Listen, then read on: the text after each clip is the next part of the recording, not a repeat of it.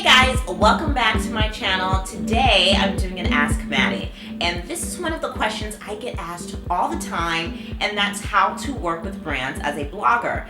Now I wanted to take this a step further because I feel like the question that I typically get when things start to get a little bit more personal and a lot more specific is, how do I work with brands even though I'm just starting or even though I'm a small blogger? And I wanted to make sure you guys knew that it was possible, and I wanted to break down the 3 things you absolutely need no matter how big your blog is when you in fact are working with brands as a blogger. So let's get into it.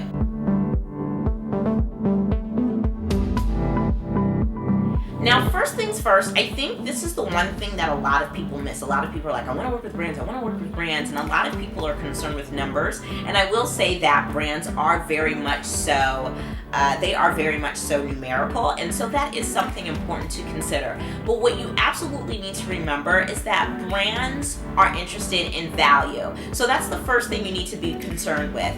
You need to be valuable. Now, I know that's a word that gets thrown around a lot, so to be clear, you need to be useful. That's what value is. Value equals usefulness. So it's really important to make sure you are in fact really useful. So ask yourself, are you valuable because you have an inside with all of the brides, the local brides in your area? You know, you might live in a small town, or you might live in a city that's maybe more of a BC market. So a BC market is not necessarily in New York or in LA, but maybe you're in Atlanta or Miami, or maybe you're even in like Chicago or Kansas City or something like that. So whatever your city is, do you have an in? Do you have value with a certain group of people? Are you the leader of a mompreneur group that would be incredibly valuable to a brand? You know, brands are looking for feedback. They're really interested in knowing consumers, and that's why they reach out to bloggers and influencers. We are actual real people, and we interact with real people,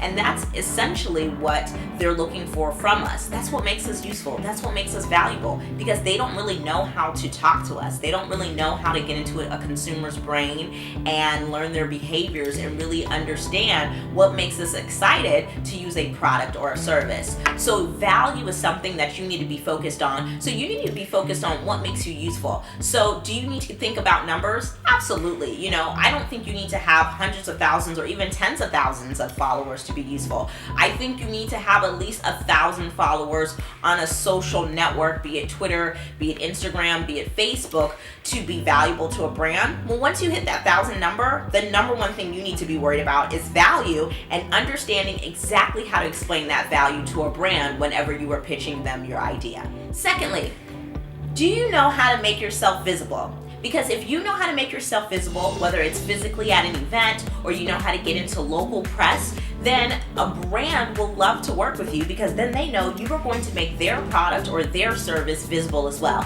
Again, you do not have to be a huge blogger with hundreds of thousands of followers to make yourself visible. But maybe you are a blogger who has great relationships with the editors or producers of local newspapers, magazines, or even TV shows in your area.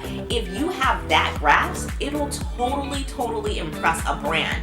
So do you know how to make yourself visible? Do you know how to get people excited about things? Period.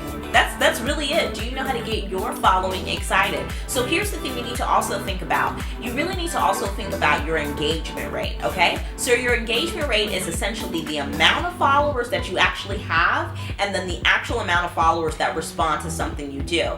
So in the case you have 800 followers on Instagram, but you know how to get 250 of them to respond to you, you guys, that's an insane engagement rate, because what you would do is take the amount of followers that actually respond, and you would divide it by the actual amount of followers you have, and that percentage is what your engagement rate is. Trust me, anything over 20% is impressive. I mean, if I'm being honest, anything that's super close to 10% is out of this world. You know what I mean? So do not sell yourself short. Having a smaller, more close-knit audience can be really impactful when in fact you are pitching these brands. So don't just pitch them your numbers, but pitch them your percentage rates, and definitely learn your engagement and figure out how to get your followers more engaged. Talk to them, respond to comments. Those things are really important.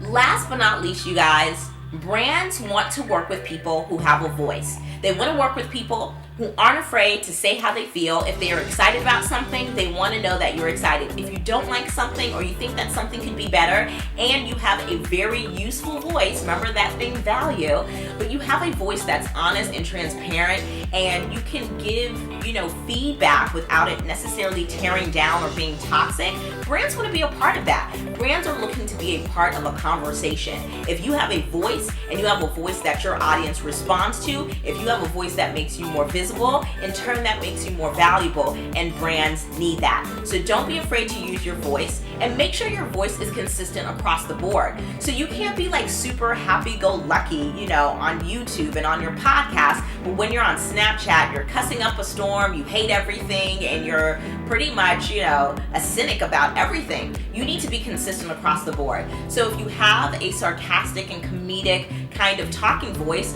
inject that in your writing, inject that in your Instagram captions, inject that in your tweets, inject that when you're speaking on your podcast as well. Do not be afraid to use your true voice and to use it consistently and authentically. That is what brands are looking for. I just had a phone call with a brand yesterday about a potential brand partnership that I'm doing, and she said the reason why they selected me as a blogger to partner with is because they thought that everything on Instagram now looks so artificial and looks so like perfect. Everybody is photoshopping and face tuning everything, and they really like that I had such an authentic approach. Even though my pictures are beautiful, it still has an authentic kind of liveliness to it, and that was like the highest compliment you could give me. The last thing I want to hear is that everything looks picture perfect, because it's not. And at the end of the day, I'm a real human being, and that's what makes my voice valuable.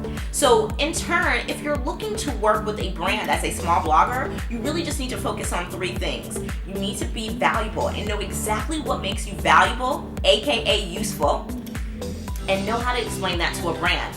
Also, do you know how to become visible? Do you know how to get a photo op at an event? Do you know how to get heard maybe on your local radio station? Do you know how to be seen in the right place at the right time? And lastly, do you have a voice that you aren't afraid to use? Even if you're an introvert, maybe you know how to use your voice consistently in your writing on your blog. That is really impactful, and that is something that'll totally impress a brand. So you guys, don't be afraid to pitch a brand if you have these 3 things down, and work on these, get better at them, And here's the thing, I said this to a brand one time when I was first starting out. I pitched a brand and I really thought I had this great idea, and they turned me down, and I had the audacity to ask them why. They turned me down, and they said that they just didn't think that I had the numbers yet to work with them. And so guess what I did? I worked on growing my numbers. So that's not always the case with all brands, but that definitely is something that they consider. So like I said, work up to getting 1,000 followers and at least 1 channel, whether that's your monthly readership, whether that's your Instagram following, whether that's your followers on Pinterest. And once you have that 1,000 number, I'm telling you, you'll definitely get a brand's attention a lot easier if you do that. Well, you guys, I hope this video has been helpful. I believe in you guys. You can totally do it. Brands are really out here focusing on working with bloggers because they know we're the next big thing. Be sure to follow me at @MattieJames everywhere on social, and check out my site over at MattieJames.com. If this video helped you, give me a thumbs up and be sure to subscribe to my channel, and I will see you guys in my next video. I'll talk to you guys next time. Bye.